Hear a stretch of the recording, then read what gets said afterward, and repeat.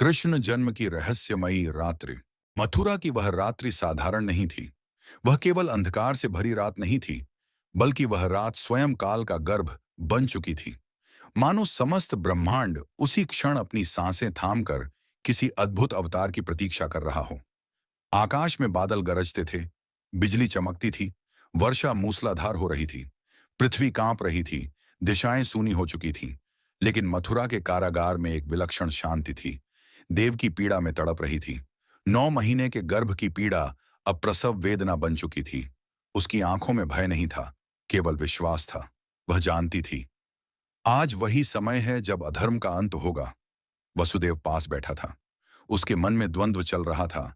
एक ओर पिता का हृदय, दूसरी ओर कंस का आतंक।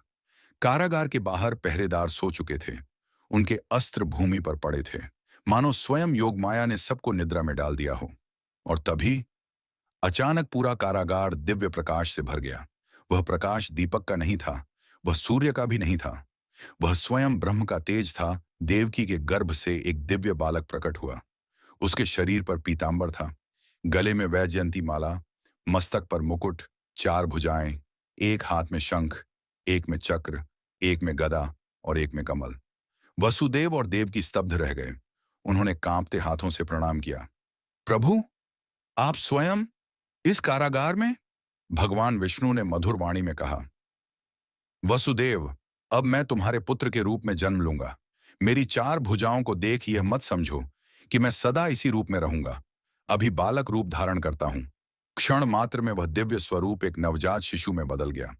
नन्हे कृष्ण रो रहे थे, लेकिन वह रोना भी ऐसा था जैसे शंखनाद हो। 3। कंस का आतंक और वसुदेव की परीक्षा। उसी समय आकाशवाणी गूंजी, धान्य हो वसुदेव, अब समय आ गया है। इस शिशु को गोकुल पहुंचाओ। कारागार के द्वार स्वयं खुल गए। वसुदेव ने बालक कृष्ण को टोकरी में रखा, सिर पर उठाया और आगे बढ़े। बाहर प्रलय जैसी वर्षा हो रही थी। यमुना उफान पर थी। जल की गर्जना भयावह थी। वसुदेव यमुना के तट पर पहुंचे। हे यमुना माता, मार्ग दो। और तभी चमत्कार हुआ। यमुना 2 भागों में बंट गई। जल घुटनों तक सिमट गया। शेषनाग अपने फन फैलाकर कृष्ण पर छत्र बन गया। हर कदम पर प्रकृति स्वयं मार्ग बना रही थी। उधर गोकुल में यशोदा गहरी नींद में थी। उनके गर्भ से एक कन्या का जन्म हुआ। वही योग माया थी। वसुदेव ने कृष्ण को यशोदा के पास रखा और कन्या को लेकर वापस मथुरा की ओर लौट पड़े। वर्षा रुक गई। द्वार फिर बंद हो गए। देवकी ने कन्या को देखा, उसे आसमान की ओर उठाया और तभी कंस आ पहुंचा। कंस ने कन्या को छीन लिया। आज भी उसी ने तुम्हें धोखा दिया देवकी। उसने कन्या को भूमि पर पटकना चाहा, लेकिन वह कन्या आकाश में उड़ गई। दिव्य रूप में वह बोली, अरे मूर्ख, जिसे तू मारना चाहता है वह तो गोकुल में पल रहा है। कंस कांप उठा। चारों ओर उसकी हार की घोषणा गूंज गई। गोकुल में अगले दिन अद्भुत उत्सव था। यशोदा को कुछ भी याद नहीं था कि शिशु कैसे आया। नंद बाबा ने पूरे गोकुल में घोषणा कर दी, हमारे घर में कन्हैया आया है। गोकुल दूध, दही, मक्खन और मधुर गीतों से भर गया। देवता पुष्प वर्षा कर रहे थे, गंधर्व गान कर रहे थे, आशी ध्यान में बैठ गए थे। और वह रहस्यमयी रात, जहां काल भी थम गया था, जहां मृत्यु भी सिर झुका चुकी थी, जहां पाप कांप रहा था, जहां भक्ति ने जन्म लिया था। यशोदा ने जब बालक को गोद में लिया, उसका हृदय कांप उठा। कोई उसे बता नहीं रहा था कि वह कौन है, पर उसका हृदय स्वयं कह रहा था, यह साधारण बालक नहीं है। कृष्ण ने मुस्कुराकर पहली बार आंखें खोली। यशोदा ने उन्हें सीने से लगा लिया। उसी पल संसार बदल गया। उसी रहस्यमयी रात्रि, जब सब उत्सव में डूबे थे, पूतना गोकुल की सीमाओं के बाहर खड़ी थी। कंस ने उसे आदेश दिया था, हर नवजात बालक को मृत्यु दो। लेकिन वह नहीं जानती थी कि इस बार उसे स्वयं मृत्यु मिलने वाली थी। गोकुल में आनंद था। हर घर में दीप जल रहे थे, ढोल मंजीरे बज रहे थे। यशोदा के आंगन में उत्सव की लहर थी। लेकिन इस आनंद के बीच ही मृत्यु की एक छाया भी धीरे धीरे नगर में प्रवेश कर रही थी। उस छाया का नाम था पूतना। वह साधारण स्त्री नहीं थी, वह राक्षसी थी, कंस की भेजी हुई मृत्युदूत। उसके स्तनों में ऐसा विष भरा गया था कि उसका स्पर्श भी प्राण हर लेता था। पर उस रात वह राक्षसी नहीं दिख रही थी। वह सुंदर स्त्री का रूप धरकर गोकुल में दाखिल हुई। उसकी आंखें चमक रही थीं, होंठों पर मोहक मुस्कान थी। गोकुलवासियों ने उसे देवी समझ लिया। कोई देवदासी होगी। किसी ने उसे रोका नहीं। वह सीधी यशोदा के घर पहुंची। यशोदा उस समय भीतर थीं। नंद बाबा गोपियों के साथ उत्सव में व्यस्त थे। पूतना बिना किसी रोक टोक के कृष्ण के पास पहुंच गई। नन्हे कृष्ण झूले पर सो रहे थे। पूतना ने उन्हें उठाया और अपने विष भरे स्तन से लगाना चाहा। लेकिन जैसे ही कृष्ण के होंठ उसके स्तन से लगे, वह केवल दूध नहीं पिए, उन्होंने उसका प्राण भी खींच लिया। पूतना का शरीर कांप उठा। उसकी कृत्रिम मुस्कान चीख में बदल गई। बचाओ! यह बालक, यह कोई साधारण बालक नहीं। उसका असली राक्षसी रूप प्रकट हो गया।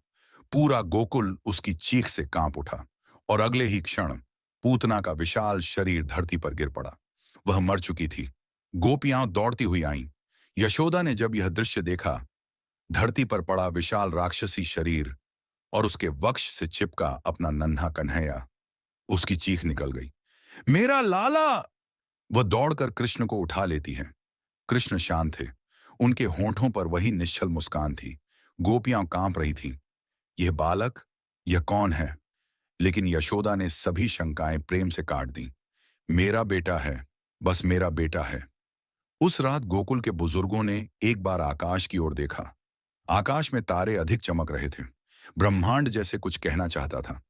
ऋषि गर्गाचार्य ने मन ही मन कहा, यह बालक कोई साधारण आत्मा नहीं है, यह स्वयं नारायण है। कुछ दिनों बाद एक विशाल शकट, बैलगाड़ी, नंद बाबा के आंगन में खड़ा था। उसी शकट में शकटासुर छिपा था। यशोदा आंगन साफ कर रही थी। कृष्ण पास में खेल रहे थे। अचानक कृष्ण ने अपने नन्हे से पैर से गाड़ी को छू दिया। बस, सिर्फ छू दिया, और अगले ही क्षण वह विशाल शकट उलट गया। तेज धमाका हुआ। शकटासुर का अंत हो गया। कृष्ण फिर मुस्कुरा रहे थे। यशोदा कांप गई।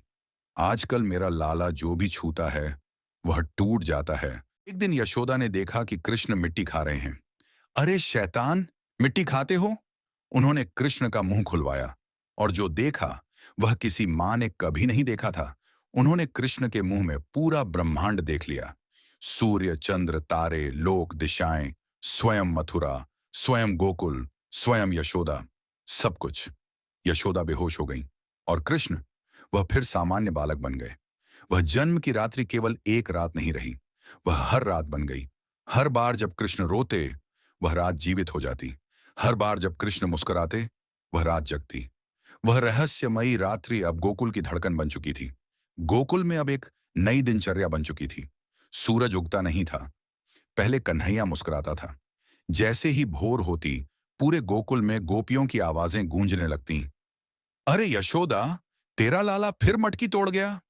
नंद बाबा आज भी हमारी छत पर चढ़ गया। हमने माखन छुपाया था, फिर भी कन्हैया ले गया। यशोदा सिर पकड़कर बैठ जाती। ये लाला तो पूरे गोकुल को लूट रहा है, लेकिन उनके हृदय में गर्व भी था। मेरा बेटा है, चोर सही, पर मेरा है। एक दिन गोपियों ने निश्चय किया, आज कन्हैया को रंगे हाथों पकड़ेंगे। उन्होंने मटकी छत से भी ऊंचाई पर टांग दी। चारों ओर पहरा भी रख दिया। लेकिन वे यह भूल गईं, जिसने यमुना को रास्ता दिया था, उसके लिए यह छत क्या चीज थी। कृष्ण आए, अपने छोटे छोटे मित्रों को साथ लिया। दाऊ बलराम, सुदामा, तोताराम। बालकों ने एक दूसरे के कंधों पर चढ़कर सीढ़ी बना ली। ऊपर कृष्ण पहुंचे, मटकी तोड़ी, माखन निकाला और जैसे ही मुंह में डाला, माखन भी आज बड़ा मीठा है। उसी समय गोपियां दौड़ती हुई आईं। आहा, आज तो पकड़ा गया। लेकिन कृष्ण, मुंह पर माखन लगा हुआ, आंखों में मासूमियत। मैया, मैंने थोड़ी लिया है। गोपियां हंस पड़ी। एक दिन यशोदा के धैर्य की सीमा टूट गई। उन्होंने देखा, आज फिर मटकी टूटी पड़ी थी। आज तो इसे बांध कर ही रखेंगी। उन्होंने रस्सी मंगवाई, लेकिन जैसे ही उन्होंने कृष्ण को बांधना चाहा, रस्सी छोटी पड़ गई। फिर दूसरी लाई, वह भी छोटी। फिर तीसरी। पूरे घर की रस्सियां जोड़ दी, पर हर बार 2 अंगुल कम पड़ जाती। गोपियां आश्चर्य में पड़ गईं। ये कैसी लीला है। अंत में यशोदा थक कर रो पड़ी। उसकी आंखों से अश्रु झरे और तभी भगवान स्वयं बंध गए। कृष्ण बंध गए। साक्षात ब्रह्म मां के प्रेम में बंध गया। पूरा ब्रह्मांड सन्न रह गया। देवता ऊपर से देख रहे थे। इंद्र, ब्रह्मा, शिव, सब स्तब्ध। जिसे तपस्या से भी बांधा नहीं जा सकता, वह आज मां के आंचल से बंध गया। यशोदा ने कहा, अब तू यही बैठा रहेगा। कृष्ण मुस्कुरा दिए, क्योंकि अब अगली लीला तैयार थी। यशोदा ने कृष्ण को दो अर्जुन वृक्षों के बीच बांध दिया।